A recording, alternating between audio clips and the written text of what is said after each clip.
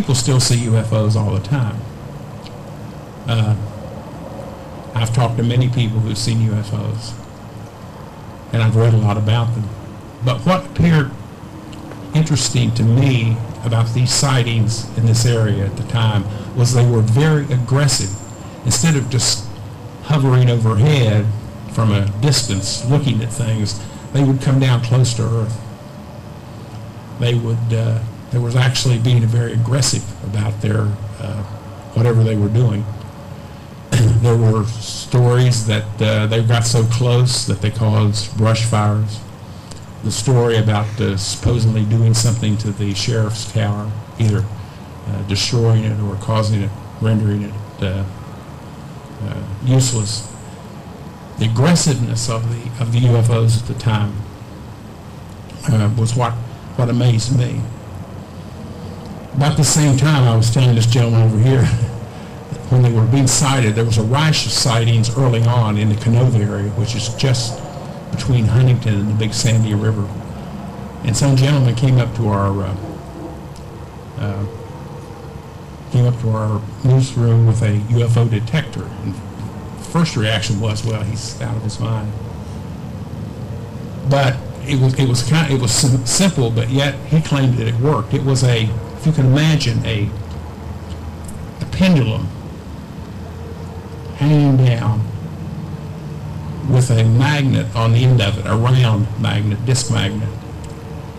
And this was all made out of metal. And it was connected to a buzzer, so that if the wire holding the magnet hit the side of the ring, it made contact, it completed the circuit, and a buzzer went off. It was his belief that UFOs caused magnetic changes in the magnetism around them. And he said that it had gone off several times at his house because UFOs flying over and causing the magnet to swing wildly back and forth, setting off the buzzer, the alarm. We wrote a story about that, as I remember, and I never built one myself, but it looked like it had some, because if you read about UFOs, one of the things they talk about is when UFOs supposedly are in the area, compasses start swinging wildly, magnetos in cars are rendered useless, the electricity is upset, and those kind of things. But what I remember mostly about the ones up here were the stories from these people who said, it's flying over my house right now. It looks like it's no more, and it's stationary over my house, or behind, in the tree line behind my house. And as a matter of fact, a few people reported that it was, whatever it was, had set fire to the woods behind their house, especially in the fall of the year. So, like I said, it was clear to me anyway that when the Mothman sighting took place, it was just kind of anticlimactic to what was going on with UFO sightings. And after that, when the Mothman sort of disappeared and the sightings became infrequent, so did the sightings of UFOs. Robin says that there are just as many sightings of UFOs these days as there was back then, but people have gotten afraid of letting other people know. They just keep it to themselves. Because if you go out telling people that you've seen a UFO, they're going to make fun of you. If you went to your workplace and said that you had seen a UFO, your boss is going to look rather suspiciously at you probably. So, and what's the use? What's the use of saying anything about them? Because ordinarily you can't prove it unless you have a picture. And if you can prove it with pictures, people are going to make fun of the pictures. They say that it's a trumped up photo or whatever. It's interesting that the Mothman has been connected to the collapse of the Silver Bridge, which I believe happened just about a year from the time of the Mothman sightings. I covered the Silver Bridge disaster. I was here I was in Huntington at the time when I first heard about it. I jumped in my car. And since we already had people from the newspaper on this side of the river, I went up the Ohio side, up Route 7, and stationed myself at Canaga, which is just in a field right over there. There's a cornfield then, there wasn't any houses. I spent the night over there watching what was happening from over there. And during the next week, I spent every day up here covering it for the newspaper. As the recovery took place, the 47 people were pulled out of cars and whatever. Kind of a grisly scene. As I recall, the first thing that happened, from this, was not the connection between the Mothman and the bridge disaster. The first connection was with the curse of Cornstalk, and I'm sure you're all familiar with that. If you're not, there's a lot of stuff written about that. So the way it happened was, I think the people around here said, well, this is just a continuation of the curse of Cornstalk. And then after that, the connection between the Mothman sightings and the collapse of the Silver Bridge was made. And there's a reason for that. Those of you who are familiar with Appalachian culture, folk culture, may have heard of tokens. Anybody know what tokens are? You ever heard of tokens? Tokens in the mountains are signs of impending doom. My family was very superstitious about tokens, and I knew a lot of friends who were that way too, particularly about impending death.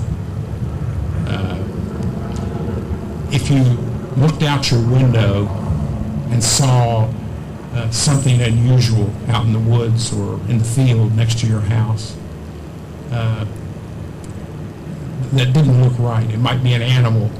It might be just a fog, a vapor or something.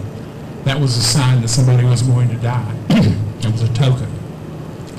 Loud noises in the house just prior to somebody's death was a sign that somebody was going to die. I think that a lot of people in this area and in West Virginia sort of made the connection here that the Mothman, the appearance of the Mothman, was a token of impending death on a massive scale. If you trace the origin of tokens, you'll find you'll find tokens for warnings of doom and death all over the world, Eastern Europe, but particularly in Ireland. You know, our heritage in West Virginia is Scotch-Irish, and there's an awful lot of people who came here from Ireland and Scotland. Has anybody ever heard of banshees in Ireland? Banshees were the ultimate token. If somebody saw a banshee, which was a ghost-like figure riding across the dark skies at night, sometimes screaming, sometimes making odd noises, that meant somebody was going to die. It was a bad luck to see or hear a banshee. And it could very well be that these banshees that the Irish saw were very similar to the Mothman himself, or to the Thunderbird that Native Americans saw, or whatever. A sign of impending death, a sign that something's going to happen. How the UFOs are connected, who knows? Could it be that some of the UFOs that people saw were also tokens of impending doom, but they just weren't recognized? Let's face it, they were unidentified and they were flying through the air. A banshee from the 15th century of Ireland could have been described as an unidentified flying object too, obviously. So what I'm saying is that this region is ripe for tokens, for impending, for signs of impending doom and those kind of things. I'll go to my grave believing that these people who reported these signs of UFOs in the sky were telling the truth. And I also believe that most of the people who reported seeing the Mothman were telling the truth. What they saw, who knows? We may never know. My son, who is more into this kind of thing than I am, into these kind of things, believes that there are places on this earth where another dimension, there are places and times where another dimension, other than our dimension here, touches this dimension. And when that happens, we see things and beings and creatures from the other dimension. It's kind of like two dimensions touching each other, coming close to each other. One can only wonder whether or not that was what was happening during that time in '66 and '67. Whether or not somebody from the other dimension was trying to tell us of a disaster. One can't help but wonder if you believe what my son believes, that somehow that another dimension was somehow touching our dimension here, and there were traveling people, there were beings and things traveling back and forth between those dimensions. If so, why did it happen then? And if so, why did that stop happening at that time? And the bigger question is when is it going to happen again? Anybody have any questions or comments? Be happy to try to answer them. I don't have many answers to the questions myself, but I'm interested in when I ask if people have seen UFOs. There were so many hands going up. I think a lot of people have seen them. I haven't seen anything that, well, I've seen strange lights in the sky, but I don't worry about them.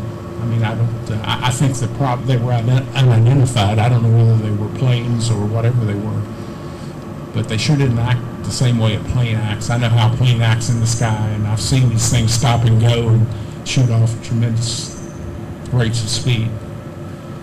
And you just have to wonder what they are and where they're going. I even interviewed a lady one time who claimed she was abducted. She lives about a mile from my house, and that was scary. Yeah. Are you still open to stories and pictures and stuff? Yeah. Sure. Yeah. If you look in the Daily Mail online, my email address is there. It's Dave Payton, DavePeyton @davepeyton.com. I have my own website, but I would be very interested in hearing about them, especially especially pictures, because I really think we need to keep this in front of the people. Maybe one of the other reason maybe that people have stopped commenting about UFOs is because they've become sort of normal. Do you think a lot of people say, "Oh yeah, well, okay, yeah, you saw a UFO. Well, I've seen 10 of them." Huh? Yeah, I know, but maybe the reason they've just become. So many people have seen them these days. They've just become ordinary. I don't know, but I can tell you, those people who saw the Mothman. It's never ordinary for them. That was those were close encounters. That, and once again, the people that I've talked to who've seen the Mothman, they're not crazy. They're just normal. Most of these folks are just normal, everyday folks who had these strange, have had these strange encounters.